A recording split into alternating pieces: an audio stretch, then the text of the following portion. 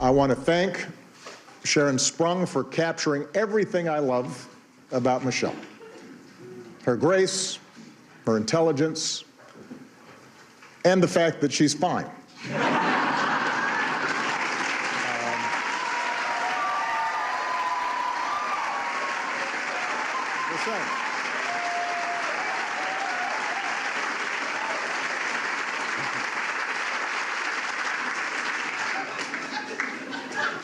She is. Her portrait is stunning.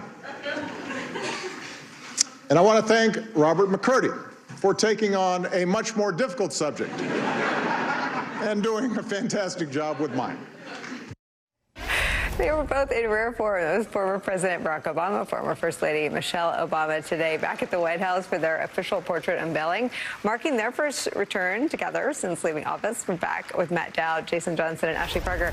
Matt Dowd, it felt like the Obamas were well aware of the importance of this event, that we're back to the traditions of a democracy being celebrated. Michelle Obama's remarks were particularly powerful on that front. What did you make of today's appearance?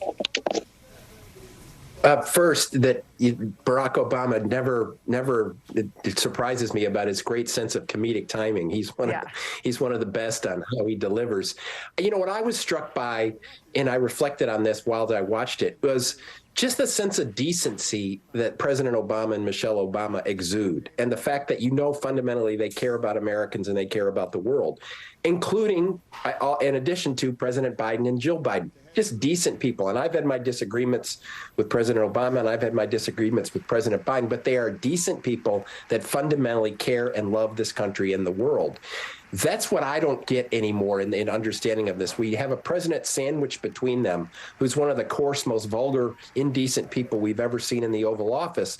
And the fact that a group of voters seems to just forget the fact that decency and kindness and just a treating everyone with dignity, which President Obama and President Biden both do, even if you disagree with them on policy, it's such an immense contrast, which still surprises me, that these people that gather in churches, that gather in the communities, the MAGA world, that they're willing to put their power in one of the most indecent, vulgar people ever to sit in the Oval Office. I mean, Ashley, Matt's not wrong. This didn't happen while Trump was president. The Obama's portraits were not unveiled while Trump was president. I think Trump was trying to have them indicted or investigated the whole time. I mean, it was a reminder of what this is supposed to look like. And to be honest, I mean, this happens regardless of who is president. George W. Bush's and Mrs. Bush's portraits were unveiled by President Obama and former First Lady Michelle Obama. It is not supposed to be that you wait until your party's in the White House.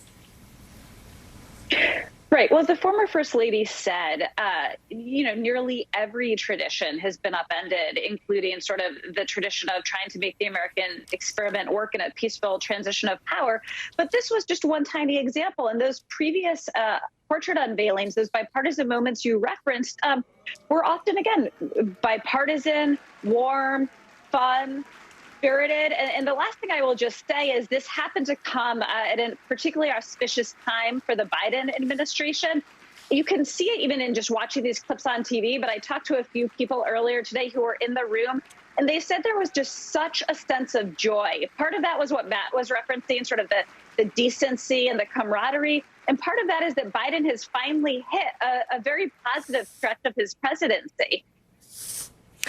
Jason, one of Michelle Obama's comments today was this: it's about telling that fuller story, a story that includes every single American in every single corner of the country, so that our kids and grandkids can see something more for themselves. I agree with Matt. President Obama's comments were spot on, and his timing was perfect. And she also took this moment to really say something about the country and the importance of this moment and these portraits. Yeah, I mean, the thing is, Nicole, and former President Obama will be the first person to say it. He's the star, but she's a superstar, right? When Michelle Obama speaks, it doesn't just resonate in political circles. It ends up in magazines. It ends up in memes. It ends up in hair salon conversations. And what she's speaking to isn't just we have to remember the totality of this country, but it has the policy implications. It's a pushback against the anti-CRT people. It's a pushback against the anti-historic, sort of MAGA movement that's like, we only want to hear a certain part of America. America, good and bad, warts and all, is the kind of place that brought the 78-year-old, now current president and a black guy who's biracial together to actually run this country for 8 years. That's what makes this place special and beautiful, and that's what she was reminding us of today. Matt Dow, Jason Johnson, Ashley Parker, thank you so much for spending time with us today.